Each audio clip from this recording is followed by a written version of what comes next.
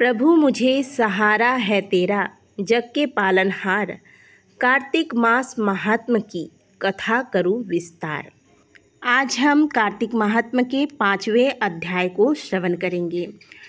ओम श्री गणेशाय नमः। ओम नमो भगवते वासुदेवाय।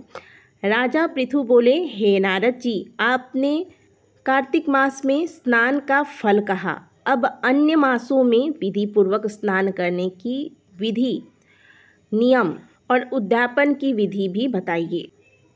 देवर्षि नारद ने कहा, हे राजन, आप भगवान विष्णु के अंश से उत्पन्न हुए हैं, अतः यह बात आपको ज्ञात ही है, फिर भी आपको यथाचित विधान बताता हूँ।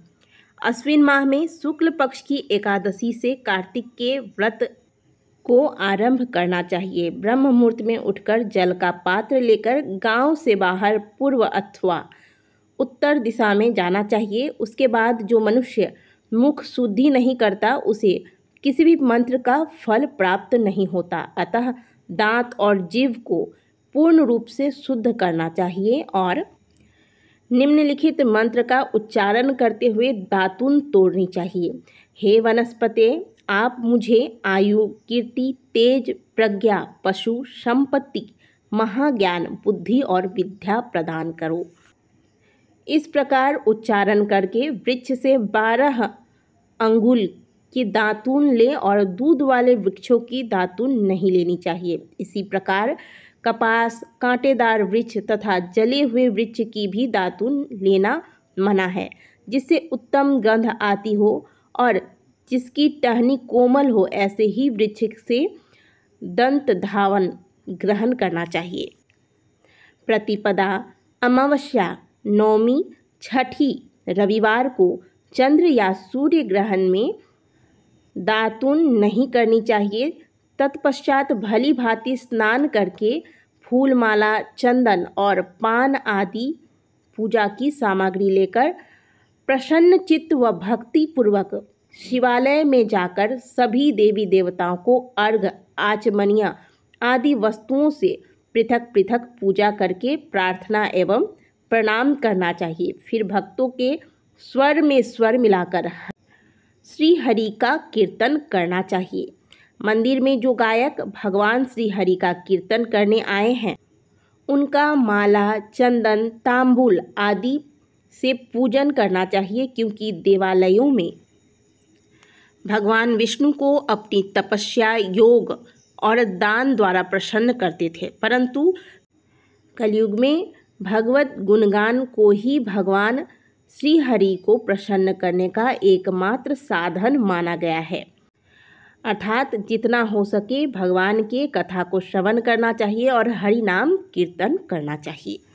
नारद जी राजा पृथु से बोले, हे राजन, एक बार मैंने भगवान से पूछा कि हे प्रभु, आप सबसे अधिक कहाँ निवास करते हैं? तो इस पर उनका उत्तर देते हुए भगवान ने कहा, हे नारद, मैं वैकुंठ या योगियों के हृदय में ही निवास नहीं करता, अपितु जहाँ मेरे भक्त मेरा कीर्तन करते हैं, मैं वहाँ अवश्य निवास करता हूँ। जो मनुष्य चंदन, माला आदि से मेरे भक्तों की पूजन करता हो, उनसे मेरी ऐसी प्रीति होती है जैसे कि मेरे पूजन से भी नहीं हो सकती। नारद जी ने फिर कहा, शिरीष, धतुरा, गिरजा, चमेली, केसर, कंदार और कटहल के फूलों व चावलों से भगवान विष्णु की पूजा नहीं करनी चाहिए। अड़हल, कंद, गिरीश, जूही, मालती और केवड़ा के पुष्पों से भगवान शंकर की पूजा नहीं करनी चाहिए। जिन देवताओं की पूजा में जो फूल निर्दिष्ट है, उन्हीं से उनका पूजन करना चाहिए।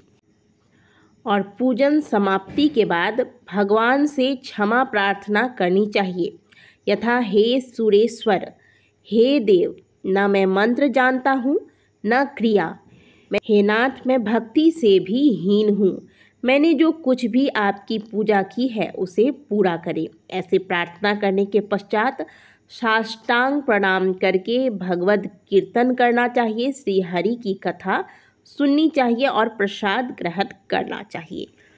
जो भी मनुष्य उपरोक्त विधि के अनुसार कार्तिक व्रत का अनुष्ठान करते हैं वह जगत के सभी सुखों को भोगते हुए अंत में मुक्ति को प्राप्त करते हैं। इस प्रकार से कार्तिक महात्म्य का 5वां अध्याय आज पूर्ण हुआ। तो दोस्तों, आज आपने कार्तिक स्नान और पूजन की विधि को जाना जो नारद जी ने कथा में वर्णन किया है।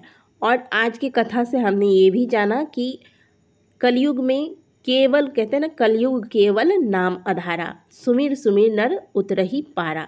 तो कलयुग में चाहे आप कोई और नियम लें या ना लें, हरि नाम कीर्तन अवश्य करें। आप कार्तिक मास से प्रातःकाल उठते होंगे, आप पूजन करते होंगे, उस समय आप दीपदान के बाद वहीं खड़े होकर हरि नाम कीर्तन अवश्य करें। दोनों हाथ ऊपर उठाकर हरे कृष्ण कृष्ण कृष्ण हरे हरे, हरे राम राम राम हरे हरे, इस प्रकार से आपको कीर्तन करना चाहिए।